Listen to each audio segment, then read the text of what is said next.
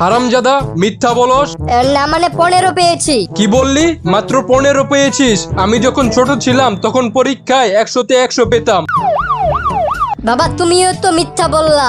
না মানে ওই আর কি। তোমার ছেলে ঠিক তোমার মতো হয়েছে।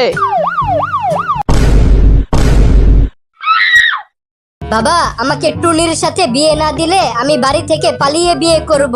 হায় হায়, কি বলস? আমি তোর মায়ের সাথে পালিয়েছিলাম, তোর বড় বোন পালিয়ে গেছে ডিমওয়ালার সাথে, তোর ভাই পালিয়ে গেছে কাজের মেয়ের সাথে, তোর চাচা পালিয়ে গেছে মুচির মেয়ের সাথে, তোর ফুফা পালিয়ে গেছে দুধওয়ালির সাথে, তোর ফুফু পালিয়ে গেছে মালির সাথে, তোর চাচাতো বোন রিঙ্কি ভাগলো কাশেমের সাথে। এখন যদি তুইও পালিয়ে যাস তাহলে তো আমাদের মান সম্মান কিচ্ছু থাকবে না। বল্টু, তুই কালকে রাত কয়টা পর্যন্ত পড়ালেখা করেছিলি? বাবা আমি কালকে রাত 12টা পর্যন্ত পড়ালেখা করেছিলাম।